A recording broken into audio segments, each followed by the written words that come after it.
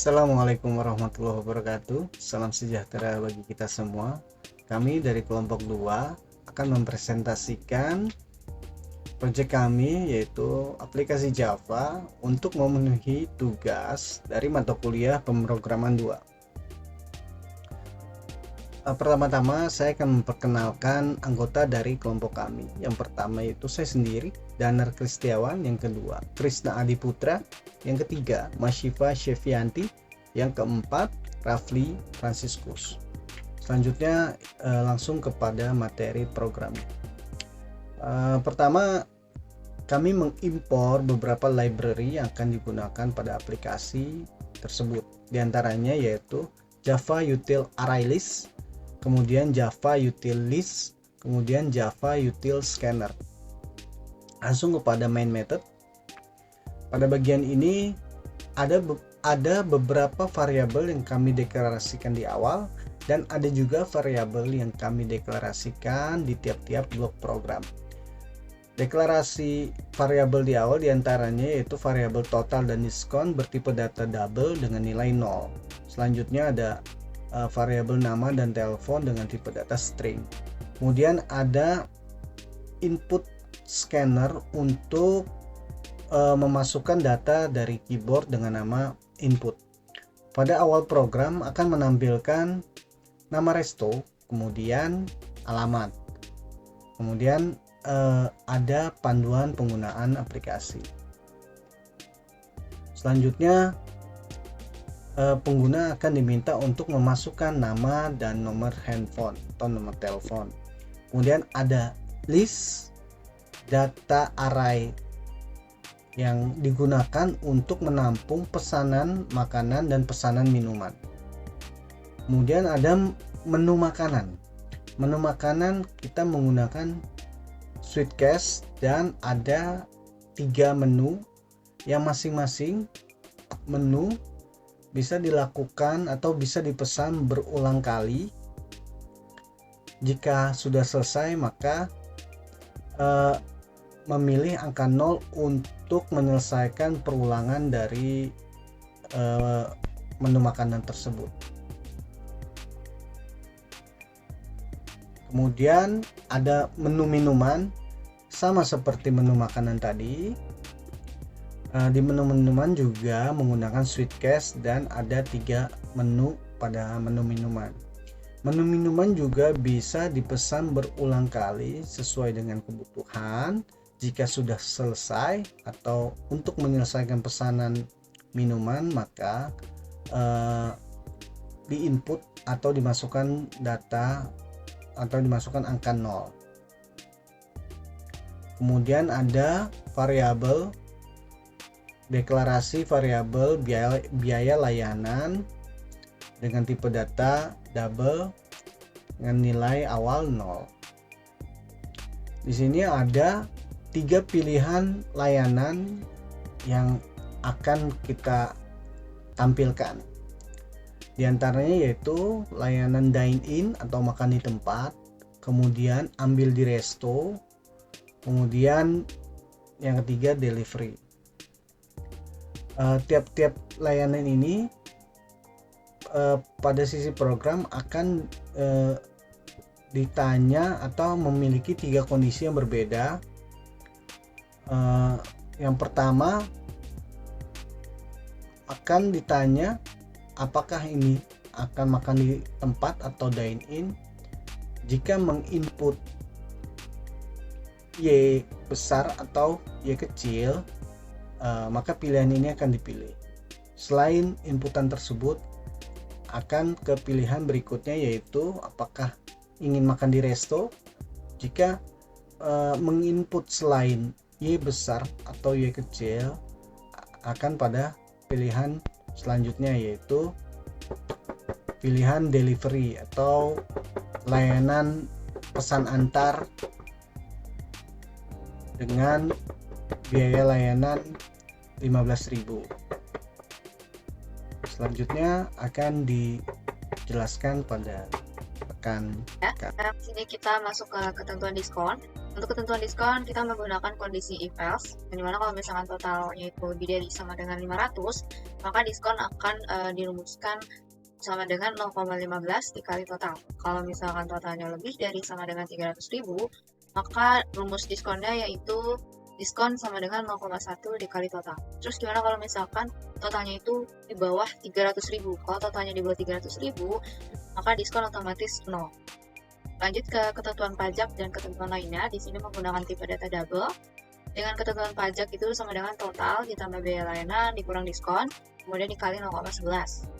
Kemudian ketentuan untuk subtotal itu total dikurang diskon, dan untuk double, ketentuan double itu total belanja sama dengan subtotal ditambah biaya layanan ditambah pajak. Selanjutnya diberi pembatas, dan di bawahnya menampilkan sebuah ringkasan pesanan, yaitu menampilkan pesanan atas nama siapa dan menampilkan nomor handphonenya dengan format sistem out print line pesanan atas nama plus nama, sistem out print line nomor handphone plus TLP. Ini jadi memanggil nama dan telepon yang sudah tersimpan sebelumnya. Setelah menampilkan nama dan nomor handphone, menampilkan rincian pesanan makanan dan juga pesanan minuman menggunakan kondisi for dengan format for string makanan titik 2 pesanan makanan, maka akan dijalankan sistem out print line tanda strip plus makanan. Begitu juga dengan pesanan minuman, for string minuman titik 2 pesanan minuman, maka akan dijalankan sistem out print line tanda strip plus minuman. Jadi ini itu adalah memanggil makanan dan minuman yang sudah tersimpan sebelumnya, yang sudah diinput oleh user, akan dipanggil di ringkasan pesanan. Selanjutnya masuk ke tampilan layanan. Ini menggunakan kondisi if else, yang apabila kalau biaya layanannya itu sama dengan Rp0, maka akan ditampilkan dine-in. Kalau misalkan biaya layanan itu 2.000, maka akan ditampilkan ambil di resto. Kalau misalkan biaya layanan itu sama dengan 15.000, maka yang akan ditampilkan adalah delivery. Lanjut ke tampilan nominal, beberapa nominal, seperti nominal total belanja, nominal diskon, biaya layanan, total, pajak, dan juga total belanja setelah pajak. Untuk menampilkan nominal-nominal jumlah nominal harga ini, kita menggunakan string format string, yang dimana kita ingin mengubah tipe data sebelumnya selain string seperti integer dan double yang kita gunakan di program kita, itu ke tipe data string. Nah, untuk format penulisan mengubah tipe data ini seperti ini: system out print line total belanja plus string format buka kurung, kemudian tanda kutip persen, koma, titik 2F, tanda kutip selesai, kemudian koma, nominal yang ingin ditampilkan yaitu total. Begitu juga seterusnya sampai ke total belanja setelah pajak. Lanjut ke metode pembayaran. Di sini ada pertanyaan ingin melakukan pembayaran menggunakan metode apa. Ini termasuk inputan yang nantinya akan disimpan sebagai metode, yang dimana di bawahnya itu integer metode sama dengan input next in. Di sini ada 3 pilihan. Kalau pilihan 1 itu tunai, pilihan kedua itu e-wallet, dan pilihan ketiga itu transfer bank. Selanjutnya kita menggunakan kondisi if else, yang apabila kalau metodenya itu sama dengan 1, maka program yang dijalankan adalah program metode pembayaran tunai. Maka akan langsung diminta jumlah uangnya, masukkan jumlah uang Anda yang akan disimpan sebagai bayar. Selanjutnya ini ada dirumuskan boolean dibayar sama dengan true. Selanjutnya dijalankan perulangan while dibayar true, maka akan menjalankan kondisi selanjutnya, yaitu kondisi if bayar kurang dari total belanja. Bayar ini kan jumlah uang tadi ya. Jadi kalau misalkan jumlah uang yang dimasukkan user itu ternyata kurang dari total belanja, maka program akan menampilkan peringatan kalau nominal yang dimasukkan itu cukup. Jadi pastikan dia harus memasukkan nominal yang sesuai atau bahkan lebih gitu ya. Maka nanti akan diminta kembali untuk memasukkan jumlah uang Anda gitu, jumlah uang user, dengan disimpan sebagai bayar juga. Program while ini akan terus berjalan sampai jumlah uang yang dimasukkan user ini lebih dari total belanja. Terus gimana kalau jumlah uang itu udah lebih dari total belanja? Maka akan lanjut ke program selanjutnya, ke kondisi selanjutnya, yaitu menghitung kembalian dengan tipe data double, dan rumusnya kembalian sama dengan bayar dikurang total belanja. Nanti baru menampilkan keterangan metode pembayarannya tunai, kemudian total yang harus dibayar itu menampilkan nominal total belanja, kemudian menampilkan jumlah uang yang diberikan, menampilkan nominal bayar, Dan yang terakhir menampilkan kembalian uangnya dengan memanggil nominal kembalian. Kita lanjut ke kondisi yang kedua. Apabila metodenya itu metode 2, maka akan dijalankan metode pembayaran e-wallet dengan menampilkan keterangan-keterangan nominal seperti total belanja, diskon, biaya layanan, total pajak, dan juga total belanja setelah pajak. Di sini yang membedakan adalah e-wallet itu menggunakan biaya admin, yang mana kita inisialisasi double biaya admin sampai dengan 1.000. Setelah itu menampilkan keterangannya metode pembayaran e-wallet, dan total yang harus dibayar itu menampilkannya dengan nominalnya total belanja ditambah biaya admin tadi. Jika ternyata user memilih metode pembayaran yang ketiga, maka akan dijalankan kondisi metode pembayaran yang ketiga dengan menampilkan sama seperti sebelumnya ya, ditampilkan dari total belanja sampai dengan total belanja setelah pajak. Dan yang membedakan juga adalah untuk pembayaran transfer bank ini ada biaya admin sebesar Rp3.000. Setelah itu maka ditampilkan kembali keterangannya, yaitu metode pembayarannya tadi transfer bank, ke nomor rekening pemilik pemesanan online-nya, dan juga ini adalah biaya adminnya berapa, dan terakhir yang ditampilkan adalah total yang harus dibayar. Itu dengan rumusnya adalah total belanja ditambah biaya admin tadi, yaitu Rp3.000. Terus gimana kalau misalkan user ngeklik angka selain 1 sampai 3? Maka yang ditampilkan adalah metode pembayaran tidak valid. Gitu. Setelah kondisi metode pembayaran selesai, maka akan menampilkan ucapan terima kasih dan juga nomor kontak dari pemilik usaha online. Oke, di slide selanjutnya ini adalah outputnya setelah program di-run. Ya, yang pertama yang ditampilkan itu adalah ucapan selamat datang. Selanjutnya yang ditampilkan adalah panduan atau cara menggunakan aplikasi programan ini. Itu ada 4 langkah. Setelah itu akan ditampilkan masukkan nama Anda dan masukkan nomor handphone.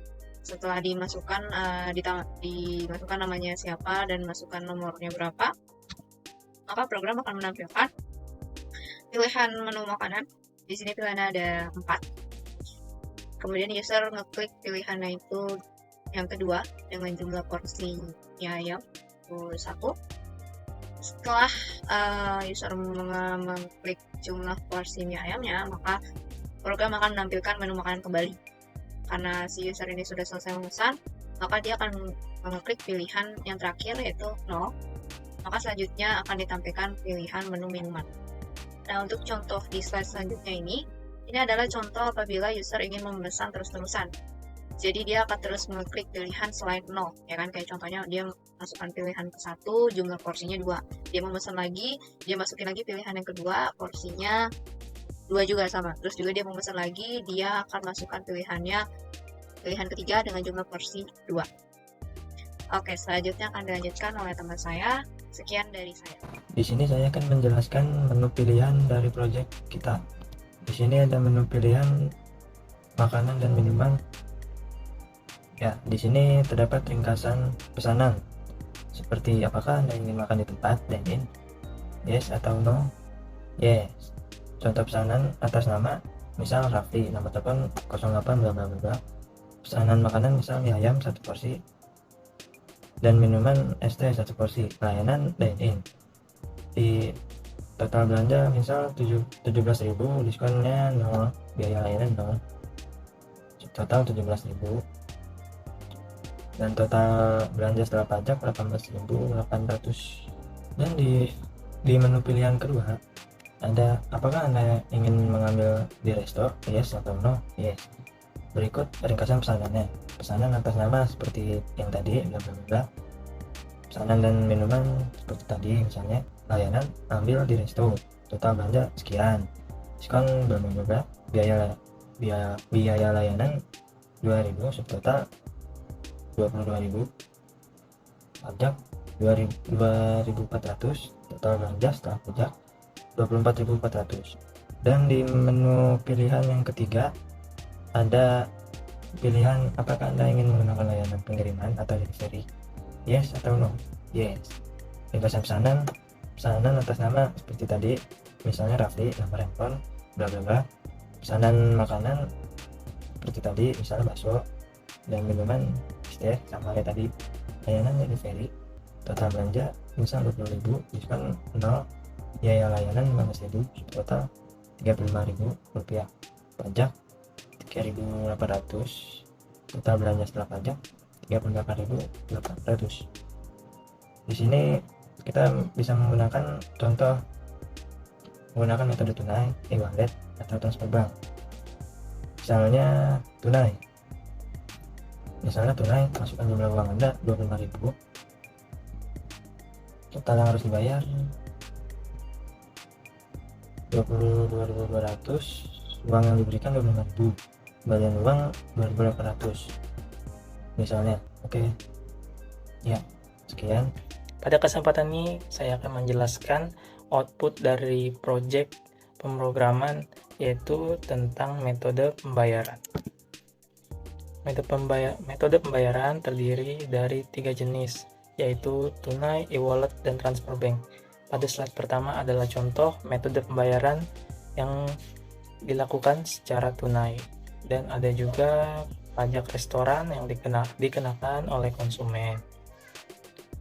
Selanjutnya ada slide kedua. Slide kedua yaitu tentang metode pembayaran yang dilakukan secara e-wallet.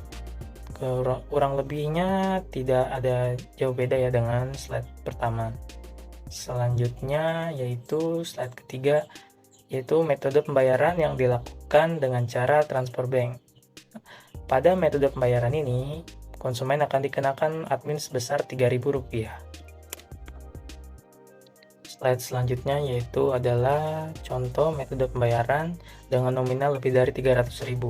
Ketika konsumen berbelanja dengan nominal lebih dari Rp300.000, maka akan mendapat diskon sebesar 10%. Slide selanjutnya yaitu adalah contoh ketika konsumen berbelanja dengan nominal di atas Rp500.000. Ketika konsumen berbelanja dengan nominal di atas Rp500.000, maka akan mendapat diskon sebesar 15%. Dan selanjutnya adalah slide ke-6 atau slide terakhir. Di slide ini adalah contoh ketika konsumen memasukkan jumlah nominal yang kurang. Ketika konsumen memasukkan jumlah nominal uang yang kurang, maka sistem akan mendeteksi atau terjadi looping, sehingga sistem akan kembali meminta nominal sampai nominal uang yang dimasukkan konsumen telah benar. Oke, segitu dulu penjelasan dari saya. Kurang lebihnya mohon maaf, dan mohon maaf apabila ada kesalahan kata. Wassalamualaikum warahmatullahi wabarakatuh.